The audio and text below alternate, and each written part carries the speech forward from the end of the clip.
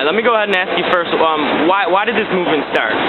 Why did it start? Well, that's kind of a complicated question. There's a lot of issues being discussed here. It ultimately started because there's a lot of people in this country and a lot of people in the world that see this sort of really oppressive top-down organization that we have for all of our societies, where the rich get richer, the poor get poorer, education and things are cut, and people are getting really sick of being put at the bottom. I mean, we see these huge banks bailed out with billions of dollars in money, but then they're taking away people's homes the very next day.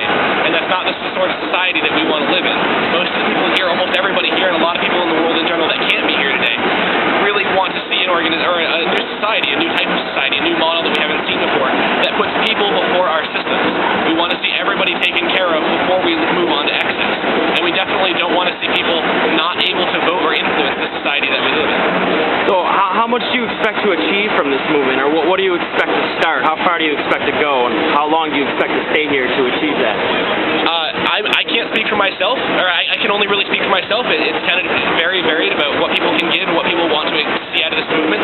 I'm going to be here as often as I can. I live quite a ways from here, so I'm going to be taking place in other Occupy movements as much as I can, a little closer to home, but anywhere I can get to, really. And I think a lot of people want to see this become a full-on revolution. I don't know that that's entirely a realistic goal yet. Only the future will tell. But I think that people really want to see a major change in the way we conduct democracy in this country. We really want to see this become a populist democracy or direct democracy. Now, one more question. Do you think this is a problem with the administration or the government, or more the corporate economic factors, players in that? Also, that's once again kind of a complicated question, because at this point they're really, really difficult to tell apart.